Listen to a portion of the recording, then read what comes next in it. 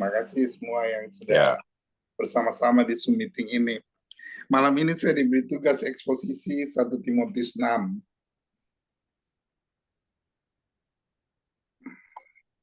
Jadi 1 Timotius 6 ini, atau biasa disingkat 1 Tim 6, adalah bagian terakhir sebenarnya dari surat Paulus yang pertama kepada Timotius dalam perjanjian baru di Alkitab kita. 1 Timotius ini digubah oleh atau ditulis oleh Rasul Paulus dan ditujukan bagi Timoti. Nah, dari Timotius 1 Timotius 1 sampai Timotius 5 kita sudah banyak mengenal siapa sih Timotius ini. Jadi Timotius ini memiliki komitmen yang sangat tinggi. Jadi dia mau mengikuti semua teladan yang diberikan oleh gurunya, yaitu Rasul Paulus. Kalau kita tahu nama Timotius berarti kekasih Allah. Kata ini mempunyai makna positif, yaitu seorang yang kekasih di hadapan Allah, menggambarkan suatu relasi yang sangat dekat dengan Allah. Jadi Timotius adalah seorang yang beriman pada Allah dan mungkin menjadi Kristen dalam pelayanan Rasul Paulus. Itu kita bisa baca dalam 1 Timotius 1 ayat 2. Dia juga hidup di tengah-tengah keluarga yang percaya kepada Allah. Ia juga seorang pelayanan Tuhan di bawah asuhan Rasul Paulus. Dalam hidup dan pelayanannya, Rasul Paulus membawa pengaruh positif yang sangat besar bagi Timotius. Apakah cara hidupnya, ajarannya, pendiriannya, iman, kesabaran, kasih, dan ketekunan Rasul Paulus ada dalam diri Timotius. Bahkan ia juga ikut menderita dalam pelayanan bersama Rasul Paulus. Jadi karakter Timotius ada yang positif juga kalau kita lihat, dan ada yang negatif. Sisi positifnya adalah ia adalah seorang yang beriman. Dia taat dan memiliki komitmen yang tinggi. Namun demikian Timoti penakut dan pemalu, dan terkesan kurang tegas dan kurang berani bertindak. Nah, kalau kita lihat teladan Timoti, itu Timoti siap menempuh segala risiko saat mengikuti Saul Paulus sebagai penginjil dalam perjalanan misinya. Timotius juga taat pada Tuhan saat ditugaskan sebagai gembala. Nah, Alkitab mencatat Timotius pernah mengembalakan 5 jemaat, yaitu jemaat Tesalonika, jemaat Korintus, itu terdapat dalam 1 Korintus 4 ayat 17. Jemaat Filipi terdapat dalam Filipi 2 ayat 19 sampai 22. Jemaat Berea, Kisah Para Rasul 17. Dan sekarang ini jemaat di Efesus. Jadi surat asli Rasul Paulus ini pada Timotius itu dalam bahasa Yunani. Dan pasal di 1 Timotius 6 ini terbagi dari 21 ayat dan berisi pengajaran mengenai bagaimana menjadi pelayan Allah yang baik. Jadi yang pertama Paulus membicarakan mengenai kewajiban para hamba, itu ayat 1 dan 2, mengenai guru-guru palsu ayat 3 dan 5 sampai 5, mengenai ibadah dan keserakahan itu ayat 6 sampai 10. Apa yang harus dijauhi Timotius dan apa yang harus dikerjakan itu pada ayat 11 dan 12. Sebuah perintah yang sungguh-sungguh ayat 13 sampai 16, dan perintah bagi orang-orang yang kaya ayat 17 dan 19, dan terakhir perintah bagi Timotius sendiri di ayat 20 sampai 21. Nah, kita akan mulai melihat di ayat yang pertama dari pasal 6 ayat yang pertama. Dikatakan bahwa semua orang yang menanggung beban perbudakan hendaknya menganggap Tuhan mereka layak mendapat segala penghormatan, agar nama Allah dan ajaran kita jangan dihujat orang. Nah, Rasul Paulus mengingatkan bahwa kewajiban para hamba itu sudah membicarakan mengenai berbagai hubungan dalam jemaat. Dan kini Rasul Paulus berbicara mengenai hubungan-hubungan dalam keluarga, dan di sini dikatakan bahwa para hamba itu menanggung beban perbudakan, yang menunjukkan sikap tunduk maupun kerja keras. Jadi mereka dibebankan pekerjaan dan tidak boleh berleha-leha. Nah, kalau kita lihat jika kekristenan mendapati para hamba menanggung beban, maka ia menghendaki mereka perlu terus menanggung beban itu. Sebab Injil tidaklah membatalkan kewajiban yang diemban siapapun, baik karena hukum alam maupun karena kesepakatan dua pihak tertentu. Jadi mereka harus menghormati Tuhan mereka, menganggap mereka layak mendapat segala penghormatan. Jadi para hamba itu harus menghormati Tuhan mereka dan menganggap mereka layak mendapat segala penghormatan. Sebab mereka adalah Tuhan. Jadi Tuhan itu layak akan segala hormat, ketaatan, sikap penurut, dan kepatuhan. Nah, semua ini diharapkan dari para hamba. Bukan berarti Tuhan mereka itu kekurangan dalam hal-hal itu. Tetapi karena mereka itu Tuhan, maka para hamba harus menganggap Tuhan mereka layak mendapat segala penghormatan yang memang patut mereka terima, agar nama Allah jangan dihujat orang. Nah, jika para hamba yang memeluk agama Kristen menjadi kurang ajar dan membangkang terhadap Tuhan mereka, maka ajaran Kristus akan dihina gara-gara mereka. Seolah-olah ajaran itu sudah membuat mereka menjadi orang yang lebih buruk daripada sebelum mereka menerima Injil. Nah, kalau kita perhatikan jika pemeluk agama Kristen berperilaku tidak benar, nama Allah dan ajarannya terancam dihujat orang-orang yang mencari kesempatan untuk menghujat nama Allah yang mulia itu, yang melalui kita telah dipanggil. Nah, maksudnya kalau kita Kristen, Tuhan kita juga Kristen, kita tetap harus menghormati mereka. Bukan berarti karena kesatuan agama kita bisa berbuat sewenang-wenang. Jadi dengan begitu nama Allah tidak dihujat karena kita tetap memegang teguh bahwa Tuhan itu harus dihormati. Nah, jika Tuhan, ini ayat 2a lebih menjelaskan lagi, jika Tuhan mereka seorang percaya, janganlah ia kurang disegani karena bersaudara dalam Kristus, melainkan hendaklah ia dilayani mereka dengan lebih baik lagi. Karena Tuhan yang menerima berkat pelayanan mereka ialah saudara yang percaya dan yang kekasih. Nah, ini alasan tepat mengapa kita semua harus berlaku baik, supaya kita mencegah terbukanya kesempatan yang dicari-cari banyak orang yang selalu siap untuk menjelek-jelekkan kekristenan. Atau misalnya, sang Tuhan adalah seorang Kristen yang percaya, dan hambanya juga orang yang percaya. Apakah ini berarti hamba itu dibebaskan? Sebab dalam Kristus tidak ada hamba atau orang merdeka. Tidak, Bapak Ibu.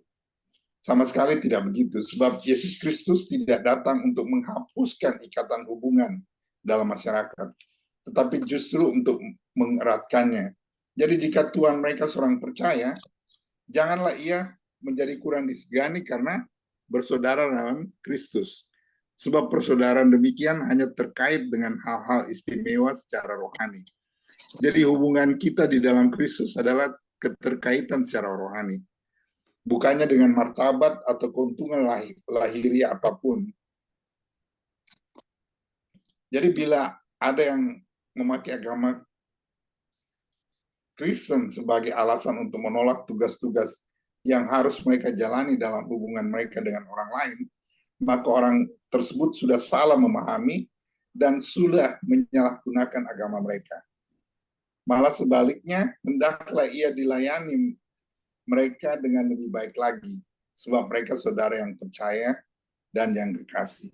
Demikian tulisan Paulus. Justru para hamba itu harus menganggap diri mereka sendiri lebih terikat untuk melayani Tuhan mereka. oleh karena iman dan kasih yang mewajibkan orang-orang Kristen untuk berbuat baik. Dan memang itulah inti sebenarnya pelayanan mereka. Kalau kita perhatikan, jika kita memiliki alasan untuk menganggap mereka sebagai saudara yang percaya dan yang kekasih, dan juga menerima berkat pelayanan kita, yaitu berkat kekristenan, maka hal itu merupakan dorongan yang besar bagi kita untuk melaksanakan tugas kita terhadap orang lain yang ada hubungannya dengan kita. Jadi sekali lagi mau disampaikan bahwa Tuhan dan hamba yang sama-sama percaya itu sebenarnya adalah saudara. Sebab di dalam Kristus Yesus tidak ada hamba atau orang mereka. Karena kita ini satu dalam Kristus di dalam rohaninya. Nah, ayat 2b dikatakan, ajarkanlah dan nasihatkanlah semuanya ini. Jadi Timotius ditunjuk untuk mengajarkan dan menasihatkan semuanya ini pada baik pada hamba-hamba itu ya, supaya mereka menghormati Tuhan mereka. Jadi apabila Tuhan mereka seorang beriman, mereka tidak harus memandang ringan kepadanya, malah harus melayaninya dengan lebih baik lagi. Karena yang mendapat manfaat layanan mereka itu saudara seiman yang dikasihi. Jadi hal-hal ini harus disampaikan oleh Timotius pada jemaat.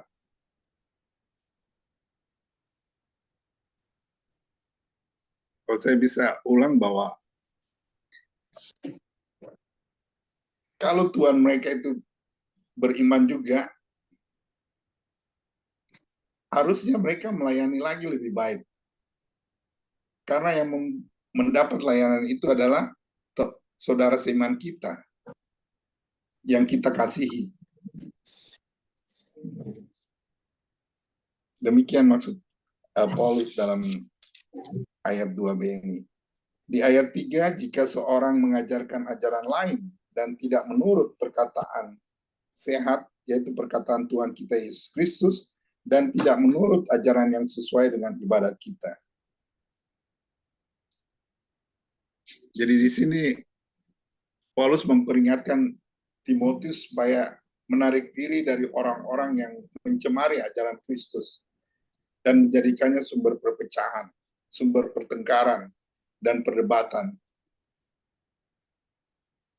Dikatakan jika seorang mengajarkan ajaran lain, dia tidak berkhotbah menyampaikan firman sesuai apa yang seharusnya, tidak mengajar dan menasihatkan hal-hal yang menggalakkan ibadah yang sungguh-sungguh.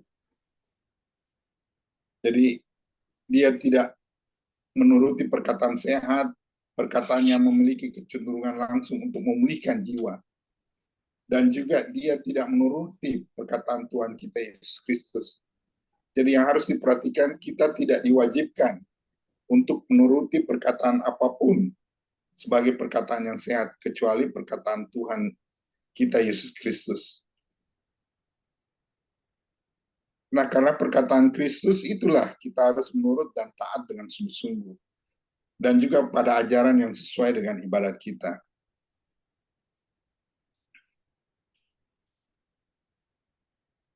Nah, pengajaran Tuhan itulah yang sesuai dengan ibadat kita. Nah, di sini diingatkan bahwa jika seorang mengajarkan ajaran lain, tidak menuruti perkataan yang sehat, yaitu perkataan Tuhan Yesus sendiri, dan tidak menurut ajaran yang sesuai dengan apa yang diajarkannya, kita harus hindari. Ia adalah seorang yang berlagak tahu, padahal tidak tahu apa-apa. Penyakitnya ialah mencari-cari soal yang bersifat bersilat kata dan yang menyebabkan dengki, cedera, fitnah, dan curiga.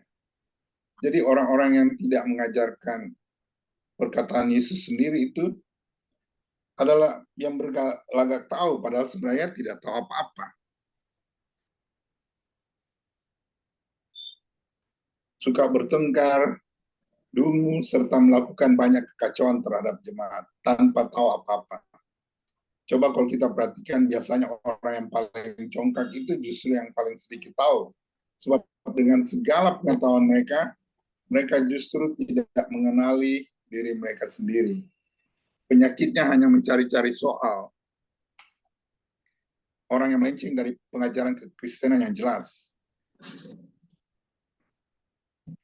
Dan sering terjebak dalam percecokan yang menggerogoti kehidupan dan kuasa agama. Mereka sibuk mencari soal dan bersilat kata. Jadi kadang-kadang kita ketemu orang yang selalu mencari perbedaan-perbedaan di antara kita. Misalnya kemarin ada seorang pendeta yang memberikan khotbah di rumah teman itu. Dia bermasalahkan tentang baptis percik atau baptis Islam. Nah ini hal-hal yang sebenarnya bersilat kata saja, karena apa yang dilakukan itu kan tidak membuat keselamatan dan membuat orang lain yang belum baptis Islam menjadi dongkol, dengki, timbul kata-kata yang, nah orang yang merasa dia sudah Islam menganggap remeh yang dipercik seakan-akan itu tidak sah. Nah ini kata-kata ini yang sebenarnya harus kita banyak hindari.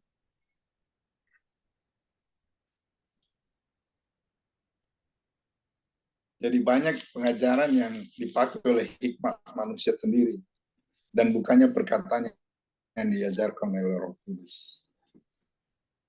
Nah ayat 5, kalau kita baca percecokan antara orang-orang yang tidak lagi berpikiran sehat dan yang kehilangan kebenaran, yang mengira ibadah itu adalah suatu sumber keuntungan. Jadi kadang-kadang percecokan itu tidak ada gunanya. Kalau kita perhatikan orang-orang yang tidak lagi berpikiran sehat adalah mereka yang sudah kehilangan kebenaran. Jadi alasan mengapa pikiran manusia tidak lagi sehat adalah karena mereka tidak berpegang teguh yang ada di dalam Yesus. Dan mereka mengira ibadah itu adalah suatu sumber keuntungan. Jadi banyak yang memperalat agama itu demi keuntungan duniawi mereka. Dari orang-orang ini, Timotius diperingatkan untuk menarik diri. Jadi kita bisa lihat dari perkataan Tuhan Yesus sendiri bahwa harus memulihkan hati nurani yang terbuka. Sebab Kristus memakai lidah secara cerdik pandai untuk memberi semangat baru pada orang yang letih lesu. Jadi sebenarnya misalnya ada seseorang yang seperti kedapatan bersinah. Nah, Yesus memakai kata-kata yang bijaksana. Dia tidak memakai tuduhan bahwa kenapa kau berbuat zina atau apa. Dia justru tidak menekan yang perempuan yang bersinah itu, tapi malah mengatakan pada orang yang menghujat bahwa apakah ada yang tidak pernah berbuat dosa, dia yang bisa menghukum lebih dulu. Nah, ternyata tidak ada. Jadi Paulus mengecam orang-orang yang tidak menurut pada perkataan Yesus Kristus dan ajaran yang sesuai dengan ibadah. Mereka berlagak tahu padahal tidak tahu apa-apa. Tidak tahu perkataan yang lebih sehat.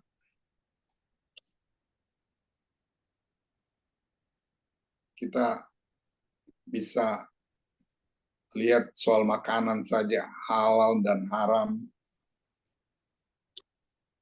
Apakah makanan ini dapat dimakan atau tidak? Kan Rasul Paulus bilang kamu makan aja kalau tidak menjadi batu sandungan. Yang penting menyenangkan hatimu. Lakukan yang selalu yang menyenangkan hati. Jadi kita belajar mengenai dampak menyedihkan karena mencari soal dan bersifat kata. Sikap mencari-cari soal itu menyebabkan dengki, cedera, fitnah, curiga, dan percecokan. Seperti kemarin juga saya ada dengar satu khotbah dari Joyce Meyer, tapi mungkin saya belum bisa mengarahkan secara sempurna. Dia bilang begini, anak dia itu perokok. sudah lama. Nah, karena dia menganggap itu tidak sesuai firman Tuhan, tapi dia juga berpikir begini, kalau saya melarang anak ini, kata Joyce Meyer, selalu hati saya tidak suka cita. Dia juga pasti tidak menerima dengan tidak suka cita. Jadi kenapa saya tidak biarkan saja dia melakukannya? Yang penting saya suka cita dan anak itu suka cita menerima hal itu. Nah, dia melihat dari sisi situnya.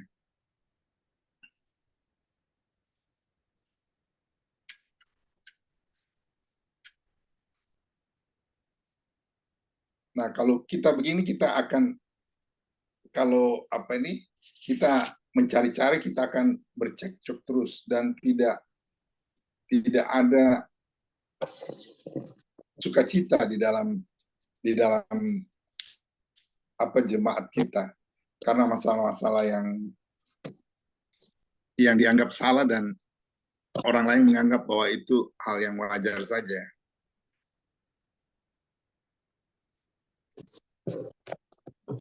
Nah, ayat 6-nya, memang ibadah itu kalau disertai rasa cukup memberi keuntungan besar. Beberapa mengartikan bahwa ibadah dengan milik yang secukupnya, artinya jika seseorang hanya punya sedikit harta di dunia ini, tetapi itu cukup untuk menyokong hidupnya, maka dia tidak perlu menginginkan lebih banyak lagi. Ibadahnya dengan hartanya yang sedikit itu akan menjadi keuntungan yang besar. Jadi apa yang ada pada kita itu sudah cukup bagi kita. Lebih baik yang sedikit pada orang yang benar daripada yang limpah pada orang fasik. Itu kita dengar baca dari Mazmur 37 ayat 16. Jadi ibadah disertai rasa cukup. Ibadah itu sendiri sudah merupakan keuntungan besar. Apalagi dia bermanfaat dalam segala hal. Di mana ada ibadah yang benar, di situ ada rasa kecukupan. Orang-orang yang sudah mencapai puncak tertinggi rasa kecukupan dengan ibadah mereka tentunya merupakan orang-orang paling bahagia di dunia ini. Jadi setiap rasa cukup itu artinya ada rasa syukur dalam hati kita.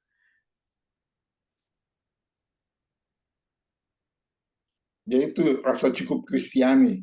Rasa ini berasal dari prinsip ibadah, merupakan keuntungan besar. Jadi itulah seluruh kekayaan dunia ini bagi orang-orang yang percaya pastinya akan bahagia. Jika apa yang dia kerjakan itu dengan rasa puas dan dia dapat membuat dia menyesuaikan diri dengan keadaannya di dunia ini, maka ia pun merasa cukup.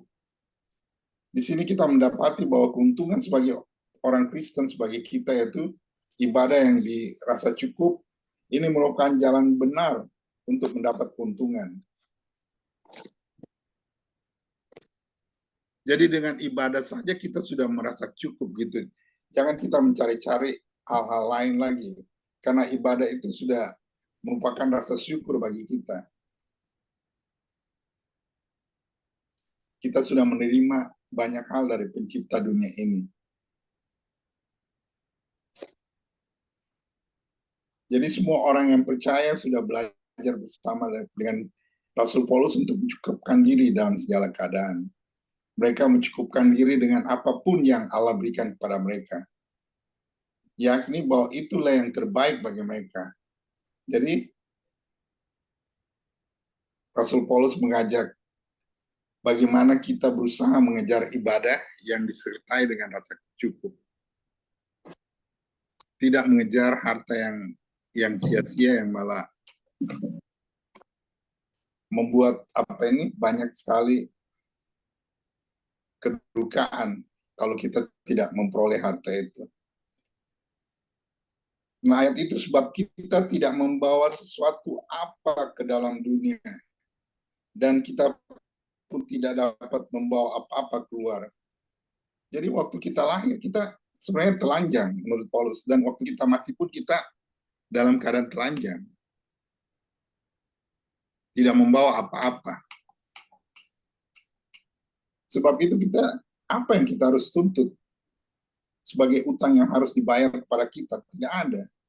Karena kita datang ke dunia ini tidak membawa apa-apa. Apapun yang kita miliki setelah kita ada dalam dunia ini, itu karena pemeliharaan Allah saja. Dia yang memberi dapat mengambil lagi apapun dan kapanpun sesuai kehendaknya. Nah, kita hanya memiliki keadaan kita, keberadaan diri kita, tubuh kita, hidup kita, yang lebih dari makanan dan lebih dari pakaian. Jadi ketika datang di dunia ini, meski kita datang tanpa selai pakaian pun dan tanpa membawa apa-apa bersama-sama dengan kita, karena itu layaklah kita tidak memiliki apa yang kita inginkan. Jadi karena kita datang dan pergi tanpa apa-apa, kita pantasnya tidak usah mengharapkan banyak dalam hidup kita.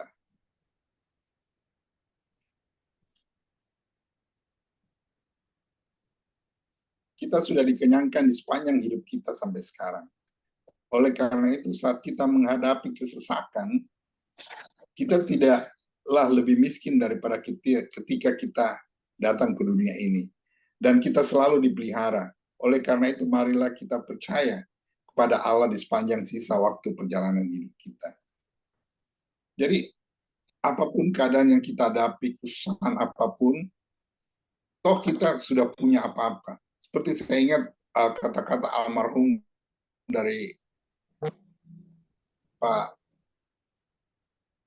Filemon Wongso ya, Steve, dia bilang bahwa akhirnya dia sadar juga, dulu saya muda, saya malah tidak punya apa-apa, saya tidak punya keraguan dengan hidup saya. Saya bekerja dengan baik, riang gembira apa. Setelah sudah punya, banyak sekali kekhawatiran. Khawatir terhadap anak-anak, khawatir terhadap ini, padahal sudah memiliki rumah, mobil. Jadi hal-hal inilah yang harus kita sadari bahwa sebenarnya kita tidak memiliki apa-apa waktu datang, dan harusnya waktu pergi pun kita tidak pantas untuk membawa apa-apa, karena semua yang kita miliki itu di dunia ini adalah pemberian Tuhan.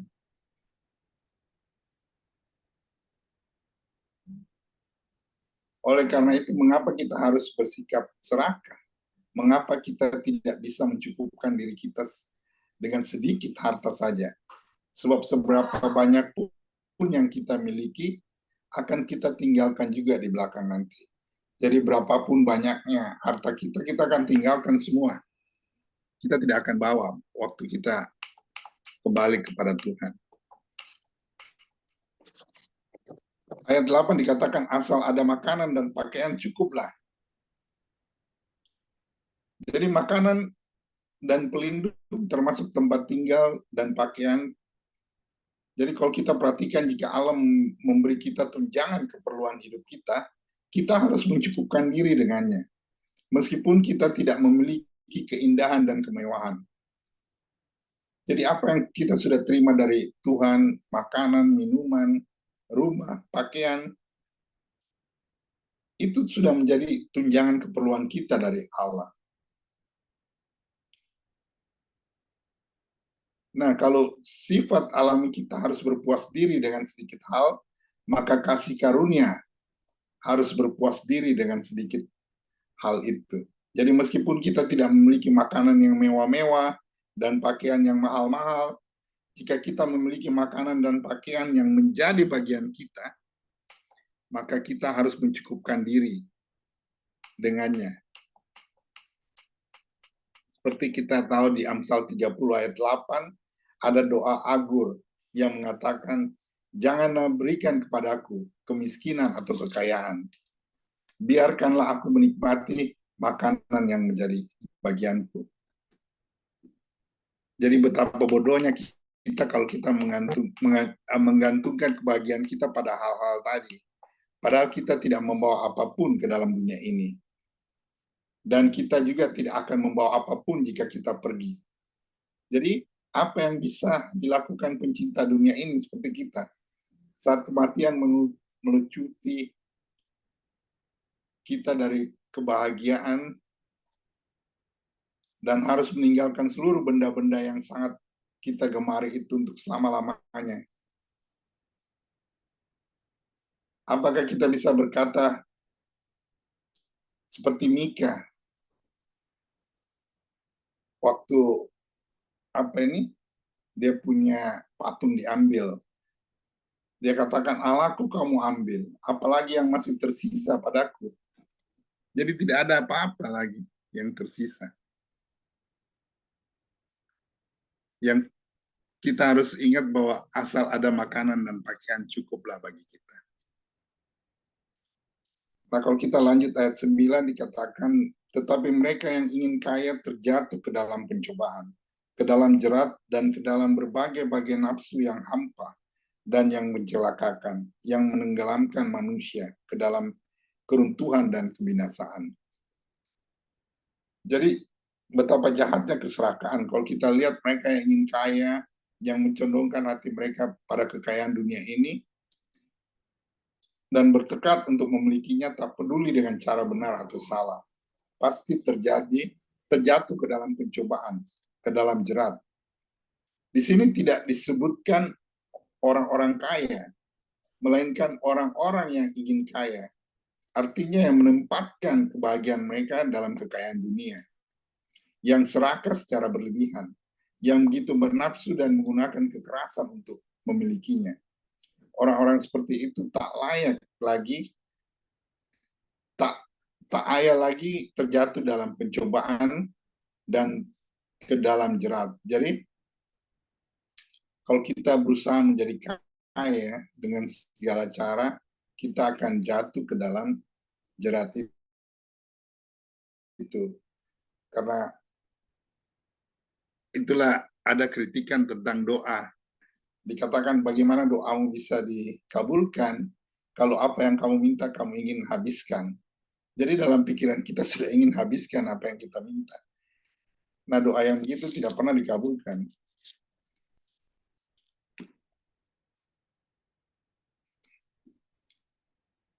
Jadi Rasul Paulus percaya bahwa sebagian orang ingin menjadi kaya, artinya mereka benar-benar bernafsu dan tidak bisa dipuaskan selain dengan kelimpahan besar. Jadi memang jujur kita juga mengejar itu sebenarnya mengejar kecukupan. Ada orang yang Tuhan bilang kekayaan itu didapat sedikit demi sedikit. Jadi yang wajar sedikit demi sedikit akhirnya orang menjadi kaya. Jadi bukan kita kejar sesuatu yang langsung kita blek menjadi kaya. Itu yang tidak benar. Orang-orang itu tidak akan aman sebab mereka menempatkan diri mereka dalam bahaya, menghancurkan diri mereka sendiri selama-lamanya. Mereka pasti terjatuh dalam pencobaan dan jerat. Karena nafsu dunia itu hampa dan mencelakakan. Sebab keduanya itu menenggelamkan manusia ke dalam keruntuhan dan kebinasaan.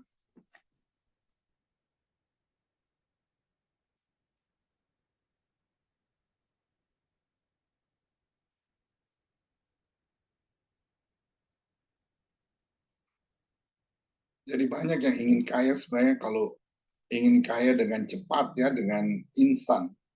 Mungkin yang dimaksud Rasul Paulus di sini karena ada yang orang sudah kaya yang dari dulu mencari sedikit demi sedikit dan sudah kaya, itu dia tidak bukan orang ini yang dimaksud oleh Paulus, tapi orang yang bernafsu untuk kaya dengan secepatnya. Nah, ayat 10 dikatakan karena akar segala kejahatan ialah cinta uang. Sebab orang yang berburu uanglah beberapa orang telah menyimpang dari iman dan menyiksa dirinya sendiri dengan berbagai-bagai duka.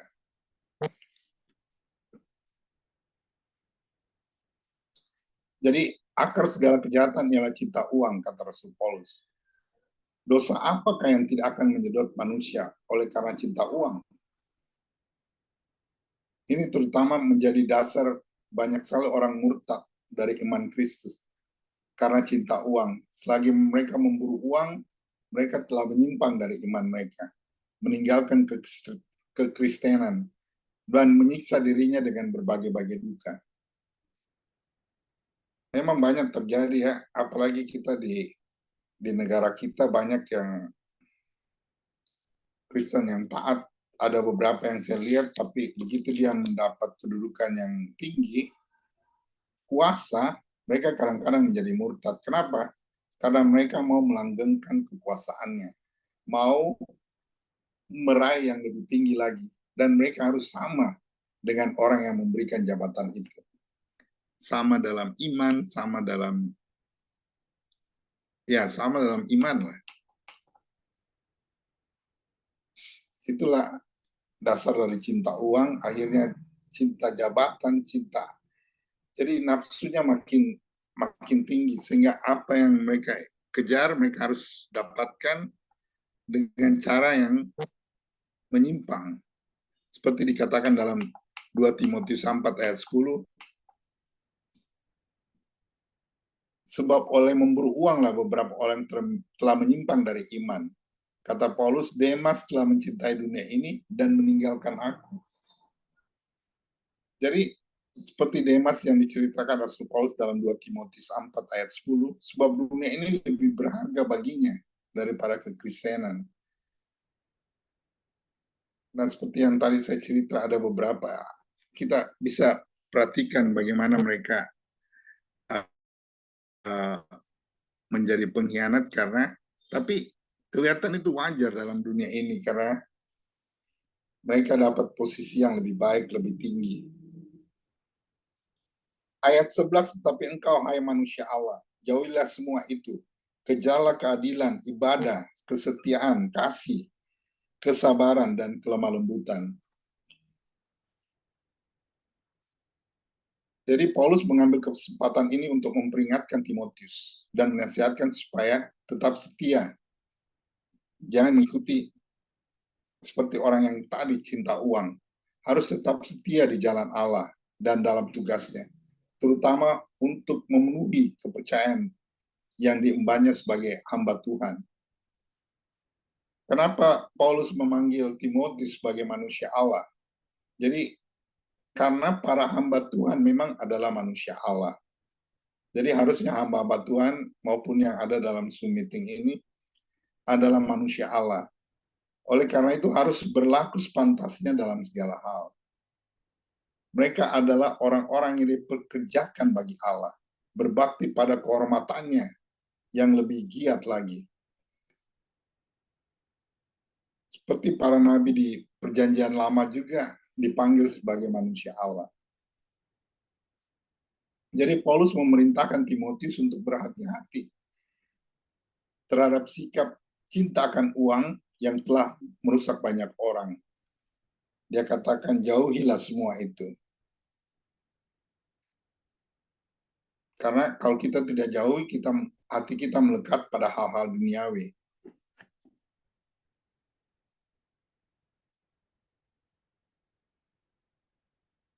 Nah, untuk mempersenjatai diri kita melawan rasa cinta pada dunia ini, Paulus menasihati Timotius untuk mengejar hal-hal yang baik. Apa yang dia katakan, kejarlah keadilan, ibadah, kesetiaan, kasih, kesabaran, dan kelemah lembutan. Jadi keadilan dalam pergaulannya dengan manusia lain, ibadah terhadap Allah, kesetiaan dan kasih terhadap prinsip hidup untuk menyokong dan membawanya berjalan terus dalam menjalani keadilan dan ibadah.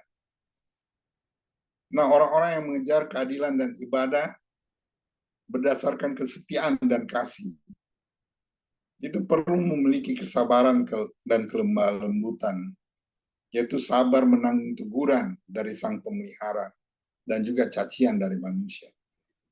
Jadi sabar ini dan kelembutan itu luar biasa dalam juga ya, disampaikan oleh Paulus, bahwa dia harus menanggung teguran dari Tuhan. Kalau ditegur, pasti Tuhan melakukan sesuatu yang tidak enak. Apakah dalam pekerjaan kita, kesehatan kita, atau apapun. Dan juga kita harus menghadapi cacian. Tapi semuanya itu kita harus tetap setia dalam beribadah.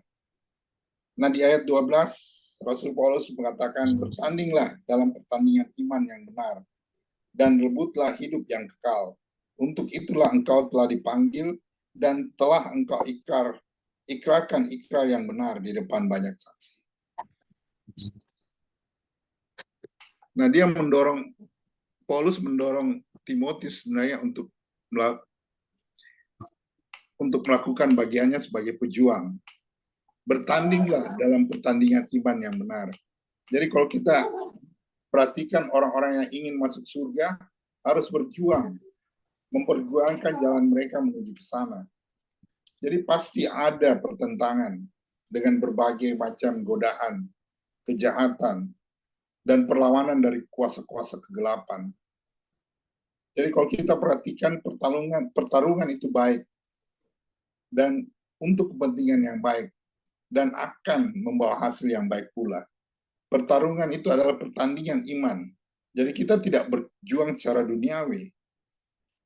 Sebab senjata kita adalah perjuangan ini bukanlah senjata duniawi. Jadi Paulus mendorongnya untuk merebut hidup yang kekal. Karena hidup yang kekal menurut Rasul Paulus adalah mahkota yang ditawarkan kepada kita sebagai penyemangat juang untuk bertanding dalam pertandingan iman yang benar, yaitu perjuangan yang benar. Jadi di dalam firman Tuhan juga kita tahu bahwa di akhir nanti dalam kekekalan itu Tuhan telah menyediakan mahkota bagi kita sebagai pemenang. Nah, itulah yang Rasul Paulus garis bawahi buat Timotius untuk bertanding dengan iman yang benar. Jadi betul-betul beriman pada Yesus dalam pertandingan. Berarti kita tidak pernah terjatuh, kita harus terus menjadi pemenang. Kita harus merebut sebagai orang-orang yang takut gagal. Itulah yang kita harus rebut sebagai orang-orang yang ingin mendapatkannya. Kita rebut dan kita jaga, jangan sampai kehilangan. Sehingga dikatakan, peganglah apa yang ada padamu, supaya tidak seorang pun mengambil mahkotamu. Jadi tidak direbut dari kita lagi, mahkota kita. Jadi kita dipanggil untuk berjuang dan merebut hidup yang kekal. Jadi hidup yang kekal bukan sesuatu yang mudah diberikan kepada Tuhan, sudah itu kita santai-santai aja. Nanti pasti kita kekal. Banyak yang mengatakan begitu. Dengan percaya Yesus saja kita sudah selamat kok. Nah, padahal dalam perjalanan hidupnya mereka tidak berjalan sesuai dengan kehendak Tuhan. Mereka tidak bertanding dalam pertandingan iman. Mereka tidak merebutnya lagi. Nah, ikrar yang diikrarkan oleh Timotius dan semua hamba Allah yang setia di depan banyak saksi adalah ikrar yang baik. Sebab mereka berikrar dan terlibat untuk bertanding dalam pertandingan iman yang benar. Jadi, kalau kita ikut bertanding, kita harus komitmen mengikrarkan diri bahwa kita harus mencapai apa yang kita katakan di depan banyak saksi. Nah, di halaman ayat 13, Rasul Paulus memerintahkan Timotius untuk menuruti perintahnya itu, yaitu di hadapan Allah yang memberikan hidup kepada segala sesuatu dan di hadapan Kristus Yesus yang telah mengikrarkan ikrar yang benar. Itu juga di muka Pontius Pilatus kusuruhkan padamu. Jadi dia mengatakan pada Timotius bab dia harus mempertanggungjawabnya di hari agung itu. Di hadapan Allah yang matanya mengawasi kita semua. Jadi apa yang sudah kita ikrarkan, apa yang kita sudah janji kepada Tuhan, kita harus mempertanggungjawabkannya di hari akhir, hari yang agung itu. Yang akan melihat siapa kita dan apa yang telah kita lakukan. Jadi Allah lah yang memberikan hidup kepada segala sesuatu, yang memiliki hidup dalam dirinya sendiri dan merupakan sumber kehidupan. Jadi Allah sendiri selayaknya menggiatkan kita untuk melayani Allah yang memberikan hidup kepada segala sesuatu. Jadi Paulus menyuruhkan kepada Timotius di hadapan Kristus Yesus yang memiliki ikatan istimewa dengan dirinya sendiri sebagai hamba dari Injilnya, yang telah mengikrarkan ikrar yang benar juga di muka Pontius Pilatus. Jadi perhatikanlah, Kristus mati bukan hanya sebagai korban, tetapi juga sebagai martir. Dan dia mengucapkan ikrar yang benar ketika didakwa di hadapan Pilatus dengan berkata, "Kerajaanku bukan dari dunia ini. Aku datang ke dalam dunia ini supaya aku memberikan kesaksian tentang kebenaran." Jadi ikrarnya yang benar di hadapan Rasul Paulus, "Kerajaanku bukan dari dunia ini." Sebenarnya sudah cukup bagi seluruh pengikutnya, baik kita ini para hambanya dan juga orang-orang lain, untuk menarik orang-orang yang cinta dunia ini pada jalan Yesus, jalan kebenaran.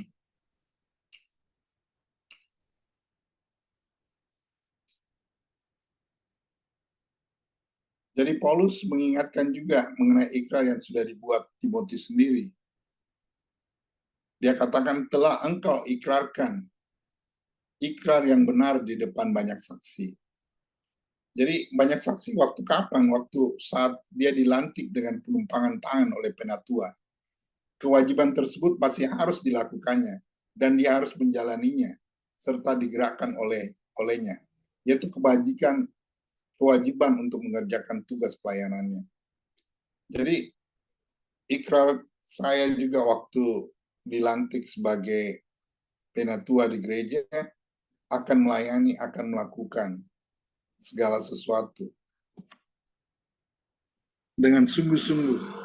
Jadi ikrar saya itu di hadapan Tuhan, meskipun banyak saksi-saksi yang umat yang hadir juga waktu itu.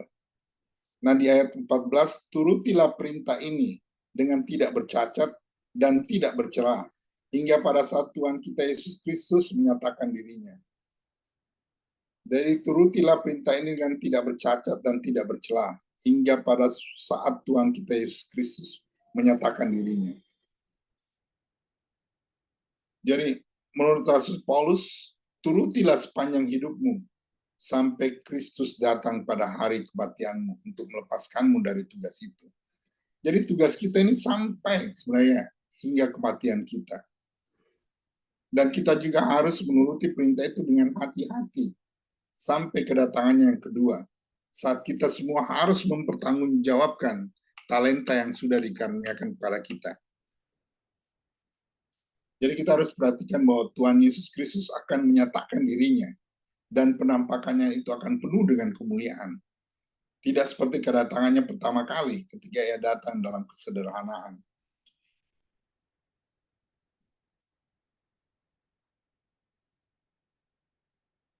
Jadi kita harus, waktu Yesus datang dalam kemuliaannya, menyatakan dirinya di saat akhir, kita harus bertemu dia dalam keadaan tidak bercacat dan tidak bercela. Sehingga kita harus mempersiapkan diri pada saat Tuhan datang dalam kemuliaannya. Yaitu saat yang akan ditentukan oleh penguasa yang satu-satunya dan yang penuh bahagia. Raja di atas segala raja dan Tuhan di atas segala Tuhan. Jadi kita para hamba Tuhan ini harus mengarahkan pandangan kepada pernyataan diri Tuhan Yesus Kristus itu di dalam segala pelayanan kita. Dan sampai hari itu datang, kita harus mengikuti perintah Tuhan itu dengan tidak bercacat dan tidak bercela.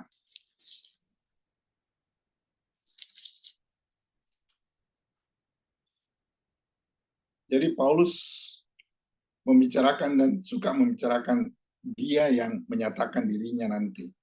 Jadi penampakan Kristus itu pasti. Karena Rasul Paulus mengatakan dia akan menunjukkannya. Tetapi kita tidak berhak mengetahui waktu dan musimnya yang disimpan rapat-rapat oleh Bapa dalam kuasanya sendiri. Jadi Di sini biarlah kita mencukupkan diri dengan ini, yaitu bahwa Dia akan memperlihatkannya pada saatnya, pada waktu yang dianggapnya tepat untuk kita. Jadi pasti Tuhan akan menampakkan dirinya pada kita dengan kemuliaannya. Sekarang tinggal kita harus mempersiapkan diri kita untuk berhadapan muka dengan Tuhan.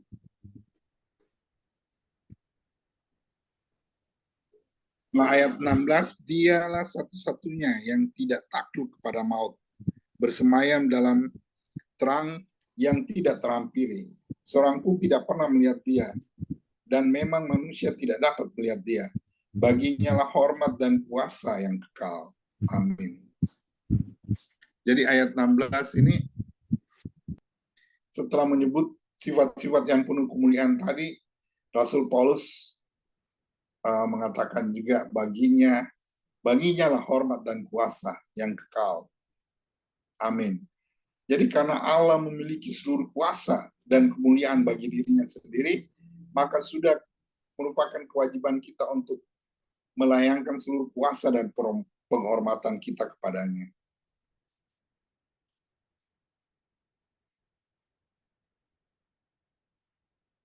Jadi sang penguasa yang satu-satunya dan yang penuh bahagia. Walaupun kejahatan dosa sudah mencapai kemuliaannya dan melawannya, tapi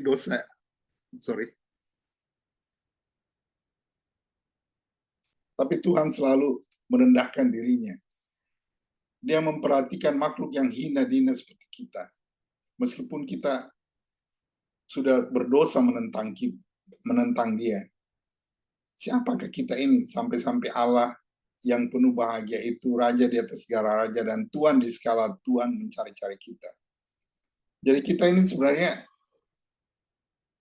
orang yang sangat bahagia. Meskipun kita dalam keadaan dosa, Raja di atas segala raja, Tuhan di atas segala Tuhan, tetap mencari kita. Tetap mencari kita untuk dia selamatkan. Karena itu marilah kita mengasihi, memuja dan memuji Allah yang agung.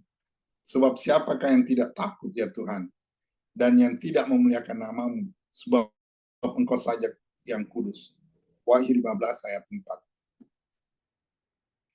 Nah, ayat 17, perhatikanlah kepada orang-orang kaya di dunia ini agar mereka jangan tinggi hati dan jangan berharap pada sesuatu yang tidak tentu seperti kekayaan, melainkan pada Allah yang dalam kekayaannya memberikan pada kita segala sesuatu untuk dinikmati. Jadi Timotius diharapkan memperingatkan orang-orang kaya supaya waspada terhadap berbagai godaan dan supaya mempergunakan kesempatan yang ada pada mereka itu, yaitu kehidupan yang makmur. Jadi kekayaan itu di sini Rasul Paulus tidak menganggap suatu salah, tetapi yang salah adalah yang dia ingatkan adalah harus waspada terhadap segala godaan,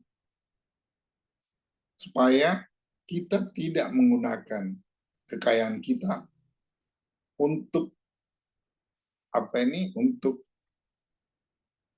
melakukan godaan yang kita ditawarkan. Nah, Rasul Paulus mau Timotius memperingatkan orang-orang ini terhadap kesombongan, karena kesombongan adalah dosa yang mudah memperangkap orang-orang kaya yang selalu mendapat senyuman dari dunia. Jadi peringatkan mereka agar jangan tinggi hati, kata Paulus, atau menganggap diri mereka lebih unggul, atau menjadi angkuh karena kekayaan mereka. Jadi orang-orang yang memiliki uang atau hidup makmur memang dia lebih cenderung akan menjadi sombong. Karena dunia itu ramah sekali dengan dia. Ramah sekali, dunia ini tersenyum pada mereka, kata Rasul Paulus.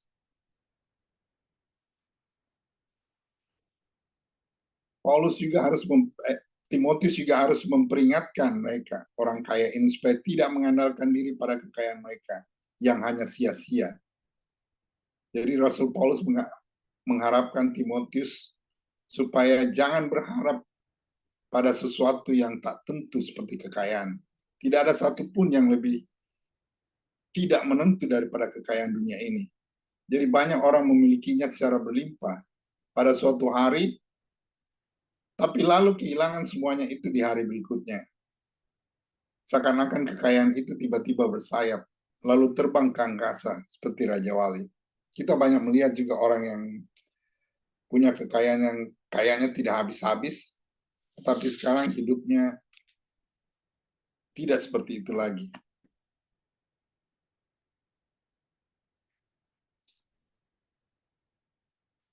Jadi Timotius juga harus menasihati orang-orang ini agar berharap pada Allah yang hidup, yang menjadikannya pengharapan mereka, yang dalam kekayaannya memberikan kepada kita segala sesuatu yang kita nikmati. Jadi harus Timotius memperingatkan mereka bahwa kita hanya bisa berharap pada Allah dan bersandar hidup kita pada Allah, bukan pada kekayaan kita. Karena Allah yang dalam kekayaannya memberikan kepada kita segala sesuatu yang kita nikmati. Jadi tanpa Allah, apapun yang kita miliki ini tidak dapat kita nikmati.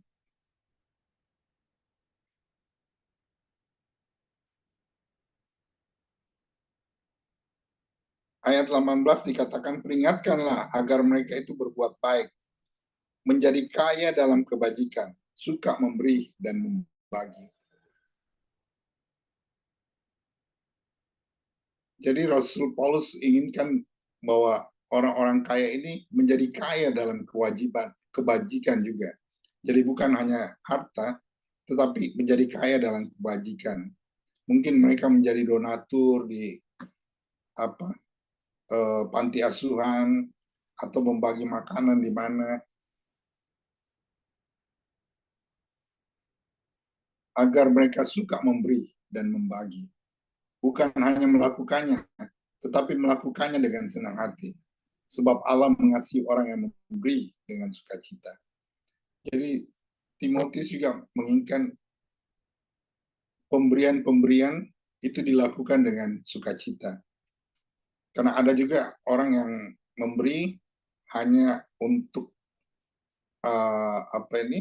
kalau istilah sekarang viral-viral, hanya untuk menjadi konten-konten yang menguntungkan. Padahal di balik konten itu sebenarnya mereka tidak inginkan apa yang mereka lakukan. Nah, di ayat 19 dikatakan, dan dengan demikian mengumpulkan suatu harta sebagai dasar yang baik bagi dirinya di waktu yang akan datang untuk mencapai hidup yang sebenarnya. Jadi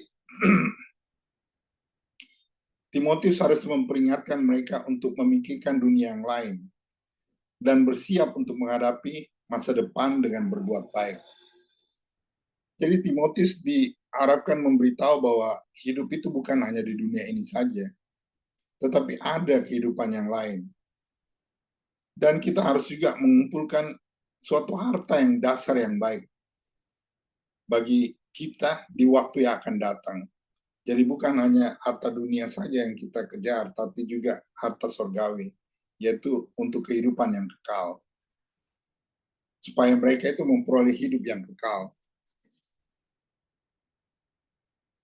Jadi ini juga dikatakan bukan saja pada Timotius, tapi juga pada hamba-hamba Tuhan. Tidak boleh segan terhadap orang-orang kaya. Sekalipun mereka amat kaya, para hamba Tuhan harus tetap berbicara kepada mereka dan memperingatkan mereka. Jangan merasa segan, kata Paulus. Dan para hamba Tuhan harus memperingatkan mereka itu supaya waspada terhadap kesombongan dan sifat mengandalkan kekayaan mereka. Agar mereka jangan tinggi hati dan jangan berharap pada sesuatu yang tak tentu seperti kekayaan. Karena seperti tadi bahwa kekayaan itu bisa hilang seketika, seperti ditiup angin. Jadi dengan begitu agar mereka dapat berbuat baik. Berbuat baik di sini mereka mempersiapkan diri harta juga harta di sorga.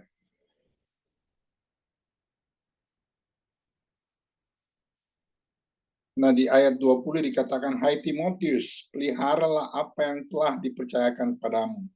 Hindarilah omongan yang kosong dan yang tidak suci, dan pertentangan-pertentangan yang berasal dari apa yang disebut pengetahuan. Nah, ini juga adalah pelajaran bagi hamba Tuhan yang diberikan pada Timotius, yaitu peliharalah apa yang telah dipercayakan padamu. Jadi setiap hamba Tuhan itu pengemban kepercayaan, dan apa yang dipercayakan kepadanya adalah sebuah harta yang harus dia dipelihara. Kebenaran Allah, semua ketetapan Allah, peliharalah semuanya itu. Menghindari omongan yang kosong yang tidak suci.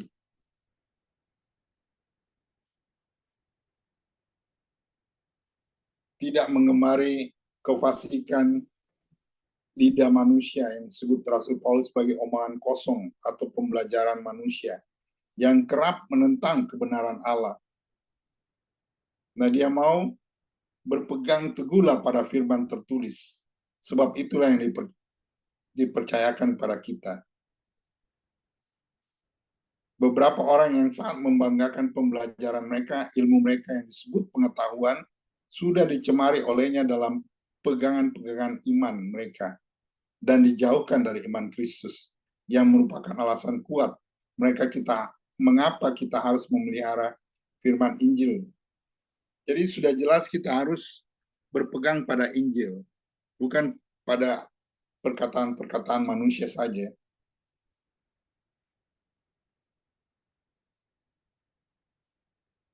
Jadi peliharalah apa yang telah dipercayakan padamu, seolah-olah Paulus berkata, aku tidak bisa mengakhiri nasihatku tanpa menyinggung-nyinggung ini lagi.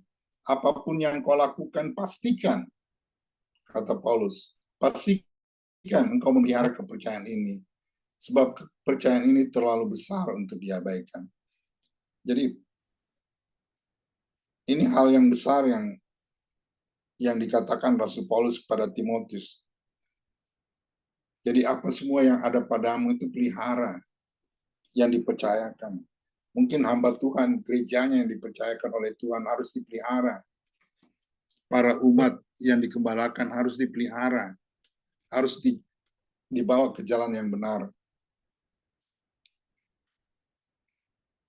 Di ayat 21 dikatakan, karena ada beberapa orang yang mengajarkannya, dan dengan demikian telah menyimpang dari iman. Kasih karunia menyertai kamu. Jadi sebenarnya ada banyak orang yang mengajarkan, dan demikian telah menyimpang. Jadi banyak sebenarnya pengajaran-pengajaran yang menjadi sangat menyimpang dari apa yang Tuhan kehendaki. Jadi orang-orang banyak yang mengutamakan pemikiran akal melebihi iman. Akhirnya terancam meninggalkan imannya sendiri.